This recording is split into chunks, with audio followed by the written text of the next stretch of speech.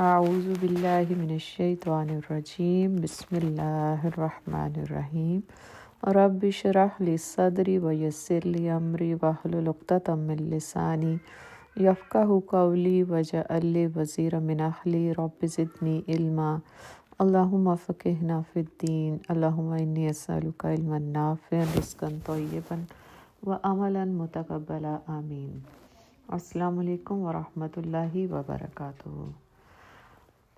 ابھی ہم سورہ بقرہ ہی پڑھ رہے ہیں اور سورہ بقرہ کے رکوع نمبر 33 کی آخری آیت سے تیسرا پارہ شروع ہوتا ہے اور یہاں تیسرے پارے کا پہلا رکوع بنتا ہے، اور مناسب معلوم ہوتا ہے کہ گزشتہ دو پاروں کے اسباق کا خلاصہ سامنے آ جائے تاکہ سورہ بقرہ کے فی جملہ مضامین کی روشنی میں ہم آگے بڑھیں۔ قرآن کی ابتدا سورہ فاتحہ سے ہوئی۔ یہ در حقیقت قرآن کا دیباچہ اور خلاصہ بھی ہے۔ اس میں اللہ تعالیٰ نے اختصار کے ساتھ قرآن کی روح کو سمو دیا ہے۔ بندے اور رب العالمین کے درمیان جس قسم کی نسبت یا تعلق ہونا چاہیے اس کو بہت خوبی سے سمجھایا گیا ہے۔ اس کے بعد سورہ بقرہ کی ابتدا میں کلام اللہ کی حقیقت اور اس کو قبول کرنے کے اعتبار سے دنیا کے انسانوں کی حقیقی تقسیم کر کے سمجھایا گیا کہ ہر زمانے میں تین قسم کے گروہ رہے ہیں: مومن، منافق اور کافر۔ اس کے بعد انسان کی پیدائش اور خلافت عرضی کی تاریخ بیان کی گئی۔ پھر مسلسل تاریخ بنی اسرائیل اور حضرت ابراہیم علیہ السلام کے خاندان کے عروج و زوال کے اسباب بیان کیے گئے۔ اس کے ساتھ ہی ہجرت کے بعد مدینہ طیبہ کے بہت سے ضروری اور وقتی مسائل کا ضمنی ذکر بھی کیا گیا اور جو حضور صلی اللہ علیہ وسلم کو پیش تھے۔ دوسرے پارے کی ابتدا ملت اسلامیہ کے مقصد وجود اور نصب العین کے تذکرے سے ہوتی ہے۔ یہ اس کے فرائض میں داخل ہے کہ وہ اپنی اصلاح و تکمیل کے ساتھ ساتھ تمام دنیا کے انسانوں تک اس دعوت کو پہنچائیں، اور یہ امت اپنے بلند مقام کی وجہ سے تمام دنیا کی نگران بنائی گئی۔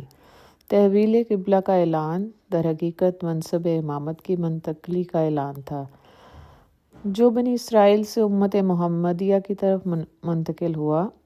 پھر اس راہ میں شہید ہونے والوں کے مقام اور درجے کا ذکر ہے۔ اس کے ساتھ توبہ کا طریقہ اور اس کی شرائط بیان کی گئیں۔ پھر ہم اجتماعی زندگی اور اس کے معاشی تقاضوں کو سامنے رکھتے ہوئے حلال اور حرام کا فرق اور بعض غذاؤں سے پرہیز کرنے کی تفصیل بیان کی گئی۔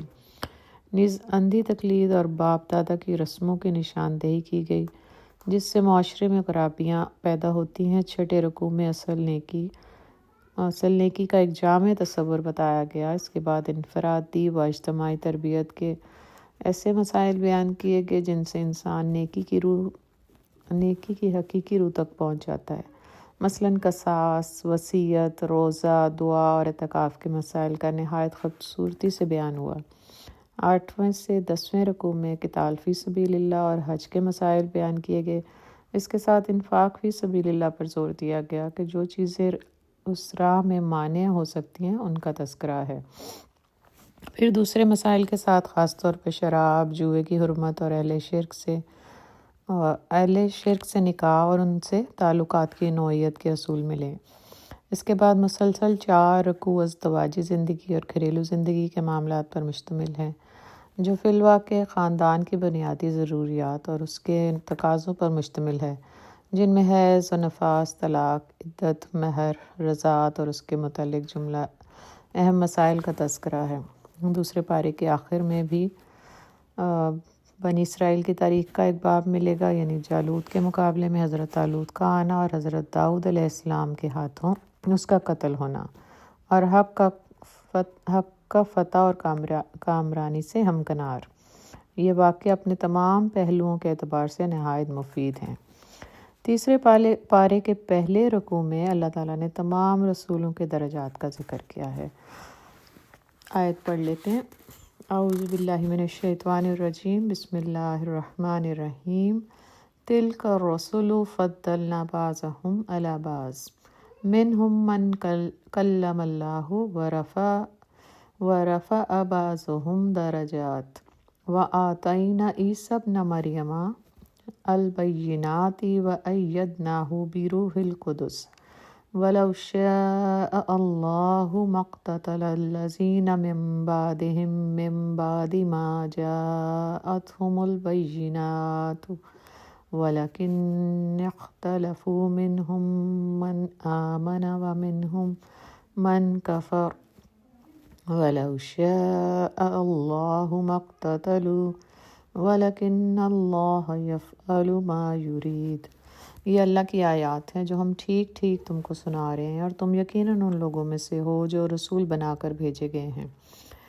یہ رسول جو ہماری طرف سے انسانوں کی ہدایت پر معمور ہوئے ہیں، ہم نے ان کو ایک دوسرے سے بڑھ چڑھ کر مرتبے عطا کیے۔ ان میں کوئی ایسا تھا جس سے خدا خود ہم کلام ہوا، کسی کو اس نے دوسری حیثیتوں سے بلند درجے دیے، اور آخر میں عیسیٰ ابن مریم علیہ السلام کو روشن نشانیاں عطا کیں اور روح پاک سے اس کی مدد کی۔ اگر اللہ چاہتا تو ممکن نہ تھا کہ ان رسولوں کے بعد جو لوگ روشن نشانیاں دیکھ چکے ہیں وہ آپس میں لڑتے، مگر اللہ کی مشیت یہ نہ تھی کہ وہ لوگوں کو جبراً اختلاف سے روکے۔ اس وجہ سے انہوں نے باہم اختلاف کیا، پھر کوئی ایمان لایا اور کسی نے کفر کی راہ اختیار کی۔ ہاں، اللہ چاہتا تو وہ ہرگز نہ لڑتے، مگر اللہ جو چاہتا ہے وہی کرتا ہے۔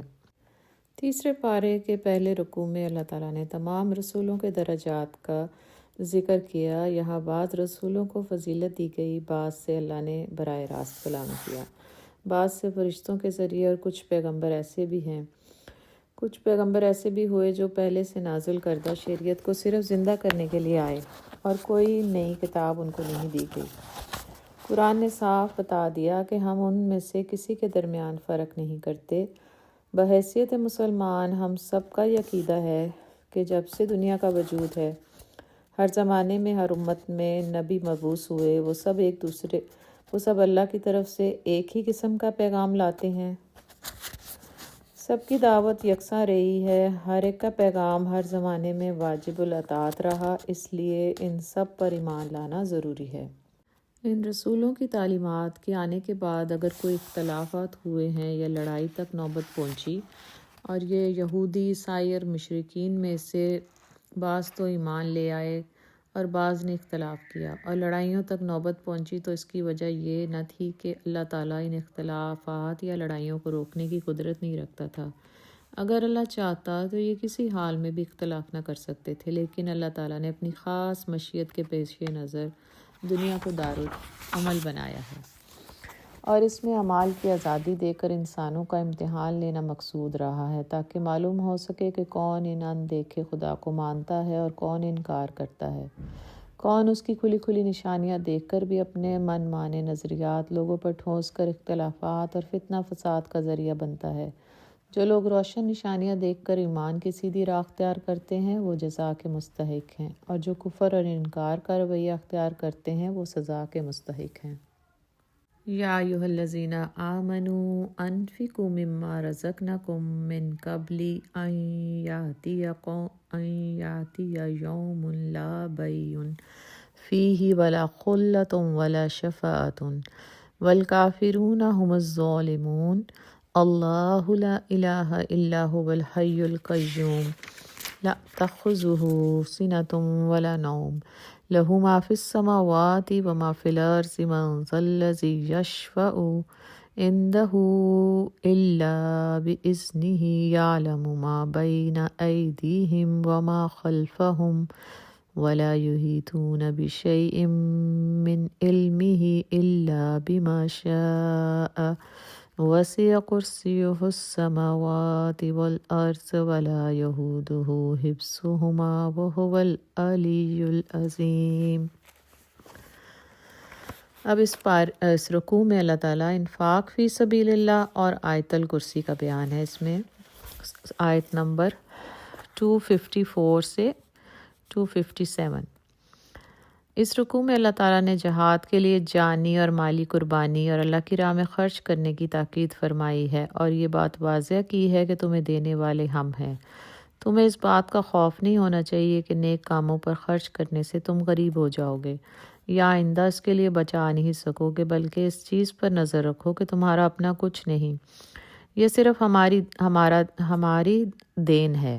ایسا نہ ہو کہ تم مال و زر کی محبت میں پڑ کر اسے جمع کرنے لگو اور مہلت کا وقت ختم ہو جائے، کیونکہ اس وقت نہ تو کہیں سے اس مال کے بدلے میں نیکی خریدی جا سکے گی اور نہ بدی کی سزا سے نجات مل سکے گی، اور نہ ہی وہاں سفارش اور دوستی ہی کام آئے گی۔ قیامت کے روز ان چیزوں میں سے کوئی بات بھی کام نہیں دے گی۔ اس کے بعد انسانوں کے عقائد و نظریات چاہے کچھ ہی کیوں نہ ہوں، اور ان اختلافات کے باوجود حقیقت جس پر یہ سارا نظام کائنات چل رہا ہے وہ آیت الکرسی کی تفصیل سے درج ہے۔ اللہ تعالیٰ کی عظمت اور قدرت کا بیان حسن خوبی سے اس آیت میں بیان ہوا ہے، وہ دوسری جگہ نہیں ملے گا۔ اللہ تعالیٰ ہمیشہ سے ہے اور ہمیشہ رہے گا، اسے کبھی فنا نہیں ہونا، صرف وہی عبادت اور بندگی کے لائق ہے۔ وہ ایسی صفات کا مالک ہے کہ اس کے علاوہ کسی کی تعریف مناسب نہیں۔ وہ تمام زمین و آسمان اور کائنات کی مخلوقات کا پیدا کرنے والا ہے اور پروردگار ہے، اور ان تمام کاموں میں سے اس کا کوئی شریک نہیں۔ وہ زندہ ہے، خود قائم رہنے والا اور دوسروں کو قائم رکھنے والا اور کائنات کا نظام چلانے والا ہے۔ اسے نہ نیند آتی ہے نہ اونگ۔ زمین و آسمان میں جو کچھ ہے اسی کا ہے۔ اس کی اجازت کے بغیر کوئی اس کے سامنے کسی کی سفارش نہیں کر سکتا، اور ساری کائنات کی حفاظت اس کے لیے آسان تر ہے۔ کسی میں اتنی طاقت نہیں کہ وہ اس کے علم کا کچھ حصہ اس کی اجازت کے بغیر پا سکے، بلکہ جس قدر علم کسی کو حاصل ہے وہ سب اللہ کے رحم و کرم کا نتیجہ ہے۔ اسی کی کرسی یعنی اس کا علم اور حکومت کل کائنات پر حاوی ہے۔ چھوٹی بڑی، اچھی بری، ظاہر پوشیدہ، ہر چیز اس پر روشن ہے۔ وہ اتنے وسیع سلسلے کی نگرانی سے تھکتا نہیں اور وہ ہر عیب سے پاک ہے۔ اسلام کے اجتماعی نظام کی بنیاد آیت الکرسی ہے۔ اس پر پورے نظام کی عمارت بنتی ہے، لیکن اسلام دین کے معاملے میں یہ اصول بیان کرتا ہے کہ تبلیغ ہر مومن پر فرض ہے، لیکن دین اور عقائد کا معاملہ ایسا نہیں ہے کہ کسی کو زبردستی دین قبول کرنے پر مجبور کیا گیا ہو۔ جب ایک آدمی صدقے دل سے اسلام قبول کر لیتا ہے تو پھر اپنی خواہشات کی کوئی حیثیت باقی نہیں رہتی۔ درمیانی راستہ نفاق کا راستہ ہے، جس کی دین حق سختی سے مخالفت کرتا ہے، اور جو طاغوت کا انکار کر کے اسلام کو قبول کرتا ہے وہ ایک مضبوط سہارا تھام لیتا ہے جو کبھی ٹوٹنے والا نہیں، اور اللہ اس کا رفیق و کارساز ہے۔ جو کوئی کفر اور سرکشی اختیار کرے گا وہ اندھیروں اور تاریکیوں میں گرفتار ہو جائے گا۔ پھر بہت سے طاغوت اس پر مسلط ہو جائیں گے۔ پہلا طاغوت شیطان ہے جو اس کو سبز باغ دکھاتا ہے، دوسرا اس کا نفس ہے، اور پھر اپنے جذبات اور خواہشات کا غلام بنا کر ٹیڑھے راستوں پر لے جاتا ہے۔ اس کے بعد اس کا اپنا خاندان اور اس کے افراد کی خواہشات ہیں، اور معاشرے میں پھیلے ہوئے مختلف افراد سے تعلقات اور روابط ہیں جو اپنی اپنی غراض کے لیے اس کو استعمال کرتے ہیں، اسے کفر کے اندھیرے میں لیے پھرتے ہیں، آخر اس کو جہنم میں لے جاتے ہیں۔ تیسرے رکوع میں آیت نمبر 258 سے 260 تک دیکھیں گے۔ اس رکوع میں توحید اور آخرت اور دعوت حق کے 3 مشاہدات بیان کیے گئے ہیں۔ اس رکوع میں دعوت حق کی وضاحت کے لیے اللہ تعالیٰ نے 3 واقعات بیان کیے ہیں، اور ان مثالوں سے حقیقت کے واضح دلائل کے بعد کسی کے لیے انکار کی گنجائش نہیں رہتی، ماں سوا ان کے جو غرور اور تکبر میں مبتلا ہوں۔ پہلی مثال میں نمرود بادشاہ کا ذکر ہے جو اپنی عظیم حکومت کے غرور میں اپنے آپ کو خدا کہتا تھا۔ حضرت ابراہیم علیہ السلام دعوت حق لے کر اس کے سامنے آئے۔ حضرت ابراہیم علیہ السلام نے فرمایا، میرا رب وہ ہے جو زندہ کرتا ہے اور مارتا ہے۔ آپ کے جواب میں اس نے کہا، میں بھی جس کو چاہتا ہوں مارتا ہوں اور جس سے چاہتا ہوں رہا کرتا ہوں۔ آپ نے فرمایا، میرا رب سورج کو مشرق سے نکالتا ہے، تو مغرب سے چڑھا کر دکھا۔ اس پر وہ ششدر رہ گیا اور اس کے پاس کوئی جواب نہیں تھا، اور وہ بھی ایمان نہیں لایا۔ اس کے باوجود بھی وہ ایمان نہیں لایا۔ اللہ بے انصافوں کو ہدایت کی راہ نہیں دکھاتا۔ دوسری مثال میں ایک اجڑی ہوئی بستی کا ذکر ہے جہاں سے ایک بزرگ نبی گزرے۔ جب انہوں نے راستے میں ایک ویران شہر دیکھا جس کی عمارتیں منہدم ہو چکی تھیں، ان کے دل میں خیال آیا کہ اس بستی کے مقیم سب مر چکے ہیں، اب اللہ تعالیٰ ان کو کیوں کر زندہ کرے گا؟ اللہ کے حکم سے اس پر اسی وقت موت طاری ہو گئی۔ اس کی سواری کا گدھا بھی مر گیا۔ اب 100 برس تک اسی حالت میں رہے، اور کسی نے ان کو وہاں نہ دیکھا اور نہ خبر ہوئی۔ اس عرصے میں بستی دوبارہ آباد ہو گئی، وہاں کا بادشاہ مر گیا اور دوسرا حکمران آ گیا۔ اس نے بستی آباد کر دی، پھر اللہ نے ان کو دوبارہ زندہ کر دیا، اور جب وہ دوبارہ زندہ ہوئے تو اللہ نے پوچھا یہاں کتنی دیر ٹھہرے؟ تو وہ سوچ کر جواب انہوں نے دیا کہ 1 دن یا اس سے کم۔ آپ علیہ السلام کے گدھے کی تمام ہڈیاں اس ترتیب کے ساتھ دوبارہ جمع ہو گئیں اور وہ آپ کے سامنے دوبارہ زندہ ہو گیا۔ آپ نے جب یہ کیفیت دیکھی تو فرمایا کہ مجھے یقین ہو گیا کہ اللہ ہر چیز پر قادر ہے، اگرچہ میں پہلے بھی یقین رکھتا تھا، لیکن اب اپنی آنکھ سے یہ مشاہدہ کر لیا اور حق الیقین کا درجہ حاصل ہو گیا۔ اس میں تیسری مثال حضرت ابراہیم علیہ السلام کے ایک اہم واقعے کی ہے۔ حضرت ابراہیم علیہ السلام نے مشاہدے کی خاطر اللہ تعالیٰ سے عرض کیا، کیا تو موت کے بعد کیوں کر زندگی بخشتا ہے؟ اللہ تعالیٰ سے عرض کیا کہ تو موت کے بعد کیوں کر زندگی بخشتا ہے؟ اللہ نے فرمایا، کیا تجھے اس بات پر یقین نہیں؟ آپ نے عرض کیا کہ میں ایمان کا درجہ تو مجھے حاصل ہے، عین الیقین چاہتا ہوں تاکہ اس مشاہدے سے دل مطمئن ہو جائے۔ اللہ تعالیٰ نے فرمایا، 4 جانور لو اور چاروں کو اپنے ساتھ مانوس کر لو، پھر ان کو ذبح کر دو اور ان کا گوشت ملا جلا کر اس کے مختلف ٹکڑے ٹکڑے کر کر پہاڑوں پر رکھ دو اور ان کے درمیان کھڑے ہو کر ان کا نام لے کر بلاؤ۔ جب آپ نے ایسا کیا تو سب کے ٹکڑے تمام پہاڑوں سے اکٹھے ہو کر آپس میں ملے اور زندہ جانوروں کی شکل بن کر آپ کے پاس جمع ہو گئے۔ اس مثال سے واضح ہو گیا کہ اللہ تعالیٰ کی قدرت سے ایسے ہی معجزات بعید نہیں ہیں۔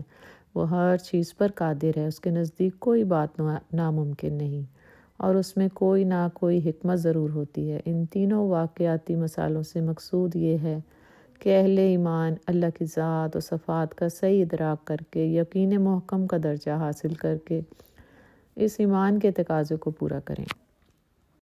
مثل الذین ینفقون اموالہم فی سبیل اللہ کمثل حبۃ انبتت سبع سنابل فی کل سنبلۃ مئۃ حبۃ واللہ یضاعف لمن یشاء واللہ واسع علیم۔ جو لوگ اپنے مال اللہ کی راہ میں صرف کرتے ہیں، ان کے خرچ کی مثال ایسی ہے جیسے ایک دانہ بویا جائے اور اس سے 7 بالیاں نکلیں اور ہر بال میں 100 دانے ہوں۔ اسی طرح اللہ جس کے علم کو چاہتا ہے افزونی عطا کرتا ہے، یعنی بڑھا چڑھا دیتا ہے۔ وہ فراغ دست بھی ہے اور علیم بھی ہے۔ رسول اللہ صلی اللہ علیہ وسلم نے فرمایا کہ جب لوگ صبح نکلتے ہیں تو 2 فرشتے اترتے ہیں، ایک کہتا ہے اللہ خرچ کرنے والے کو نعم البدل ادا کر، اور دوسرا کہتا ہے اللہ کنجوس کو تباہی اور بربادی سے دوچار کر۔ رمضان میں نیکیاں کرنے سے 70 گنا اجر بڑھ جاتا ہے۔ اس آیت میں بتایا گیا ہے کہ ایک نیکی کا بدلہ 700 گنا اس کا اجر ہوگا۔ اس رکوع میں ہم انفاق فی سبیل اللہ کی 3 مثالیں دیکھیں گے، آیت نمبر 261 سے 266۔ جس عظیم مقصد کے لیے تم اللہ پر ایمان لائے ہو اور اس کے لیے بہرحال جہاد اور جان و مال کی قربانیاں بھی ناگزیر ہیں۔ مادہ پرست لوگ ایک بات میں نفع نقصان کا پیمانہ سامنے رکھتے ہیں، وہ کسی اخلاقی اور بلند نصب العین کے لیے اس وقت تک قربانی نہیں کرتے جب تک وہ یہ محسوس نہ کریں کہ اس کے بدلے ان کو بہت زیادہ فائدہ حاصل ہو۔ محض اللہ کا کلمہ بلند کرنے کے لیے اپنا وقت، اپنا مال اور اپنی جان کا نذرانہ پیش کرنا بہت کم لوگوں کا خاصہ ہے۔ اس رکوع میں اللہ تعالیٰ مثالوں سے ایسی ہی حقیقتوں کی وضاحت فرما رہے ہیں۔ جو لوگ اللہ کی راہ میں اپنا مال نیک نیتی کے ساتھ خرچ کرتے ہیں، انہیں کئی گنا ثواب ہوگا۔ جس طرح ہم ایک دانہ بوتے ہیں تو اللہ کے فضل و کرم سے اس دانے سے 7 دانے پیدا ہوتے ہیں، اسی طرح اللہ نیک اعمال کا کئی گنا اجر دے گا۔ اور جو لوگ اللہ کی راہ میں ضرورت مندوں پر اپنا مال خرچ کرتے ہیں اور ان پر کوئی احسان نہیں جتلاتے، نہ ہی طعنے دیتے ہیں اور نہ ہی اس سے کوئی خدمت لیتے ہیں اور ان کی تقویر نہیں کرتے، انہیں ان کا پورا بدلہ ملے گا۔ ایسے افراد کو نہ ماضی میں غم ہوگا اور نہ مستقبل میں کوئی خوف ہوگا۔ اگر تم کسی ضرورت مند کو کچھ دے نہ سکو تو کم از کم اس سے نرم گفتاری درگزر سے پیش آؤ۔ جس طرح اللہ کی یہ صفت ہے کہ وہ بردبار ہے اور وسعت سے اپنی مخلوق سے پیش آتا ہے، اسی طرح وہ ایسے ہی لوگوں کو پسند بھی کرتا ہے جو کم ظرف اور تنگ دست نہ ہوں۔ اگر اس کی راہ میں کسی غریب کو دے کر اس پر احسان دھرتے ہو، اس کی عزت نفس کو خاک میں ملاتے ہوں، تو ایسا دیا ہوا سب عقارت ہو جاتا ہے۔ اور اللہ تعالیٰ ایسے شخص کو قیامت کے روز ہم کلامی اور نظر عنایت سے محروم رکھے گا۔ استغفر اللہ۔ جو آدمی ریاکاری سے اپنا مال خرچ کرتا ہے وہ قیامت کے دن پر یقین نہیں رکھتا اور دنیا ہی میں اجر چاہتا ہے، ایسے افراد کا صدقہ اور خیرات باطل ہو جاتا ہے، خواہ وہ مومن ہی کیوں نہ ہو۔ یہاں اس کو تمثیلاً بیان کیا گیا ہے، بارش کے ساتھ اس کو تشبیہ دی گئی ہے کہ بارش سے مراد خیرات ہے، چٹان سے مراد اس کی نیت ہے اور اس کے جذبے کی خرابی ہے جس کے ساتھ خیرات کی گئی ہے۔ مٹی کی ہلکی تہ سے مراد نیکی کی وہ ظاہری شکل ہے۔ بارش سے سیراب ہو کر زمین میں رویدگی ہوگی، لیکن رویدگی پیدا کرنے والی زمین محض چٹان ہو تو بارش مفید ہونے کی بجائے الٹی مضر ہوگی۔ اسی طرح خیرات بھی اگر بھلائیوں کو نشوونما دینے کی قوت رکھتی ہے، مگر اس کے مفید ہونے کے لیے ضروری ہے کہ اس میں اخلاص، یکسوئی ہو۔ اگر نیت خالص نہیں تو اس کا اجر بھی ویسا ہی ہوگا جیسے چٹان پر بارش کا اثر ظاہری طور پر ریاکاری کا ہے۔ پتھر کی مانند دھوکہ ہوتا ہے کہ شاید اس پر دانہ اگ سکے، لیکن بارش اس پر کوئی اثر نہیں کرتی کیونکہ اس میں پانی سے فائدہ اٹھانے کی استطاعت ہی نہیں، بخلاف اس کے کہ جو لوگ صرف اللہ کی رضا طلبی کے لیے اس کے دیے ہوئے مال میں سے اسی کی راہ میں خرچ کرتے ہیں اور اپنی اطاعت کا ثبوت دیتے ہیں، ایسے افراد کی مثال ایسے باغ کی سی ہے جو کسی اونچی جگہ پر واقع ہو، جہاں کی ہوا قدرتی طور پر لطیف اور بارآور ہو۔ اس باغ میں اگر زور کی بارش ہو جائے تو وہ دگنا پھل لائے، اور اگر ہلکی سی پھوار پڑ جائے تو پھر بھی کچھ نہ کچھ پھل لے آئے۔ یہاں زور کی بارش سے مراد وہ خیرات ہے جو نہایت اخلاق اور جذبہ کمال کے ساتھ کی جاتی ہے، اور ہلکی پھوار سے مراد ایسی خیرات جس کے اندر جذبہ خیرات کی شدت نہ ہو، یعنی خیرات کرنے والے کی نیت درست ہو اور اللہ کی رضا کے لیے زیادہ مال خرچ کرتا ہے۔ اللہ کی رضا کے لیے زیادہ مال خرچ کرے تو بھی اس کا نتیجہ اچھا ہی ہے، اگر تھوڑا مال خرچ کرتا ہے تو بھی اس کے برابر ہی اجر ملے گا۔ اس تمثیل سے یہ حقیقت بھی واضح ہو جاتی ہے کہ جس طرح انسان بدی سے برائی کی طرف مائل ہوتا ہے، اسی طرح نیکی سے اس کا میلان نیکی کی طرف ہوتا ہے اور وہ نیکی پر ثابت قدم ہو جاتا ہے۔ مبارک ہیں وہ لوگ جو نیکیوں میں سبقت کرتے ہیں اور برائیوں سے دور رہتے ہیں۔ تیسری مثال ایسے افراد کی ہے جو محض لوگوں کو دکھانے کے لیے صدقہ خیرات کرتے ہیں اور خیرات کے بعد لوگوں پر احسان جتاتے ہیں اور انہیں روحانی اور جسمانی اذیت دیتے ہیں۔ اگر یہ تم پسند نہیں کرتے تو تمہاری عمر بھر کی کمائی ایک ایسے نازک موقع پر تباہ ہو جائے گی جبکہ تم اس سے فائدہ اٹھانے کے سب سے زیادہ محتاج ہو، اور دوبارہ کمائی کے مواقع بھی باقی نہیں رہیں گے، تو تمہاری مثال اس بڈھے کی طرح حسرت ناک ہوگی جس کی عمر بھر کی کمائی اور جس کی زندگی کا سہارا ایک باغ تھا، ہر طرح کے میووں اور پھلوں سے لدا ہوا۔ اب وہ خود عالم پیری میں کوئی کام کرنے کے قابل نہیں، اس کے بچے بھی ابھی چھوٹے ہیں جو اپنے دکھ درد بانٹنے کی بجائے اس پر بوجھ بنے ہوئے ہیں۔ عین اس شدید بڑھاپے اور بچوں کی حاجت مندی کے وقت یک بیک معلوم ہوتا ہے کہ باغ جل گیا۔ بچوں کی حاجت مندی کے وقت بیک معلوم ہوتا ہے کہ باغ جل گیا، اس وقت باغ کے مالک کے غم اور حسرت کا اندازہ کیا ہوگا۔ اس کا مالک اس حالت میں تباہ ہو گیا۔ اللہ تعالیٰ یہ تمام مثالیں اس لیے بیان کرتا ہے کہ ہم اس پر غور کریں اور عبرت لے کر اپنا سارا کیا دھرا آخرت میں ضائع نہ ہونے دیں۔ اللہ تعالیٰ ہمیں بہترین خرچ کرنے کی توفیق عطا فرما اور ہمارے لیے اس کو باعث اجر بنانا اور آخرت میں اس کو ضائع نہ ہونے دینا۔ آگے سورہ البقرہ کی آیت نمبر 267 سے 273 اگلا رکوع۔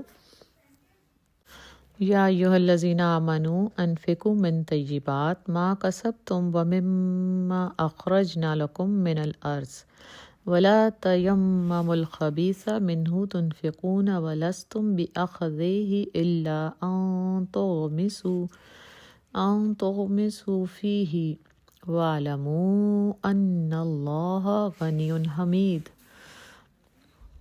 یا اے لوگو جو ایمان لائے ہو، جو مال تم نے کمائے ہیں اور جو کچھ ہم نے زمین سے تمہارے لیے نکالا اس میں بہتر حصہ راہ خدا میں خرچ کرنا ہے، ایسا نہ ہو کہ اس کی راہ میں دینے کے لیے بری سے بری چیز چھانٹنے کی کوشش کرنے لگو، حالانکہ وہی چیز اگر کوئی تمہیں دے دے تم ہرگز اسے لینا گوارا نہ کرو، الا یہ کہ اس کو قبول کرنے میں تم اغماس برت جاؤ۔ تمہیں جان لینا چاہیے کہ اللہ بے نیاز ہے اور بہترین صفات سے متصف ہے۔ اس رکوع میں طیب اور پاک چیزوں کی خیرات اور انفاق کی حکمت کے کلید بیان کیے گئے ہیں۔ اللہ کی راہ میں اپنی جائز اور پاک چیزیں دو جس کو تم خود اپنے لیے پسند کرتے ہو۔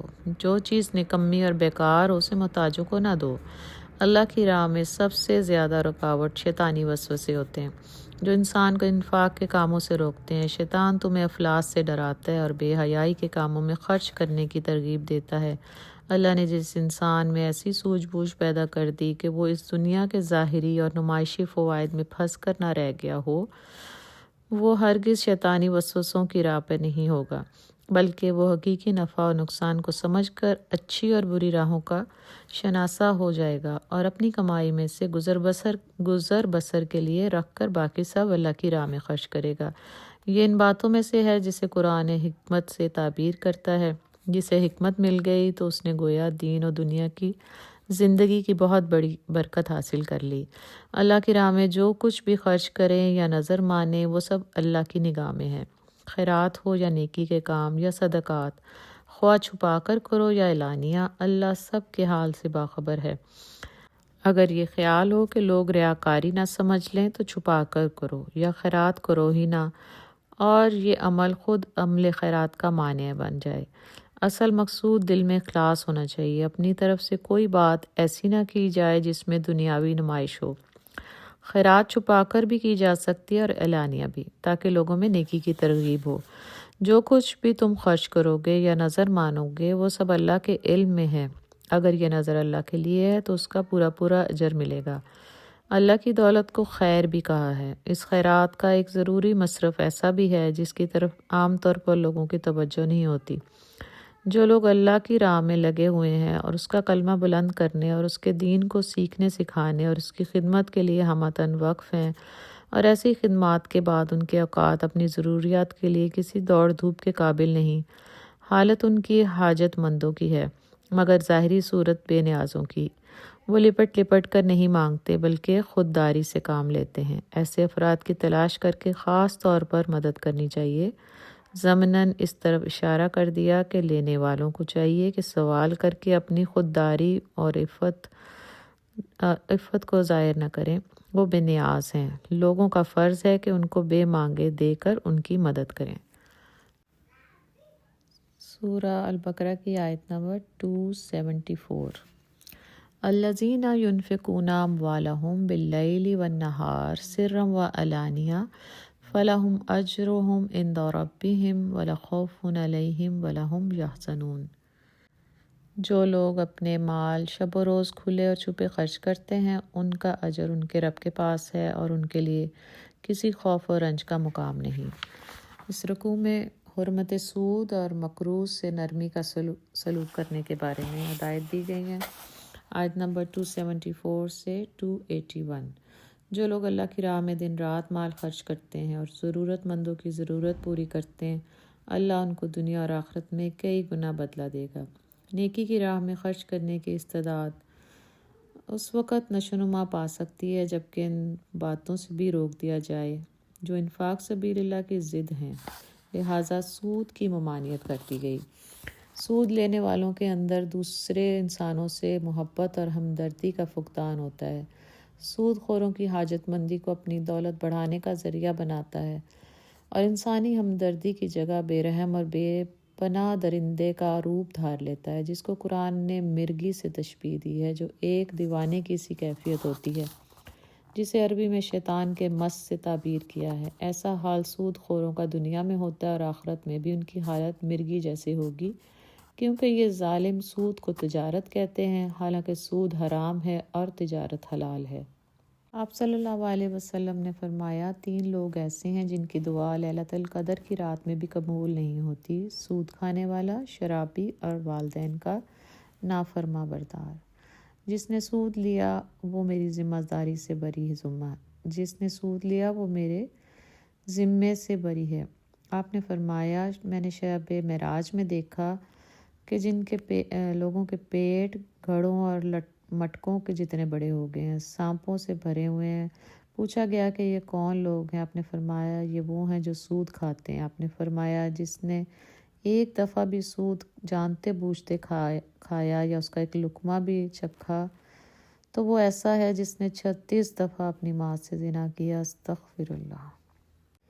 جو کوئی سود لینے سے باز نہ آیا اس سے اللہ خود نپٹے گا۔ اللہ سود کو مٹانے اور خیرات کے جذبے کو ترقی دینے کا حکم دیتا ہے۔ اگر خیرات اللہ کے حکم کے مطابق دی جائے گی تو پھر معاشرے میں کوئی محتاج اور مفلس باقی نہیں رہے گا۔ جو لوگ اللہ پر ایمان رکھتے ہیں اور نیک کردار ہیں، نماز قائم کرتے ہیں اور زکوٰۃ دیتے ہیں، ان کو کسی طرح کا ڈر نہیں ہوگا اور نہ وہ غمگین ہوں گے۔ ایمان والو، اگر سود کی کچھ رقم کسی کے ذمہ باقی ہے تو چھوڑ دو۔ اگر تم نے سود خوری ترک نہ کی تو تمہارے خلاف اللہ اور اس کے رسول کا اعلان جنگ ہے۔ اگر مقروض مفلس ہے تو اسے اتنی دیر کی مہلت دو کہ وہ اصل رقم واپس دینے کے قابل ہو جائے۔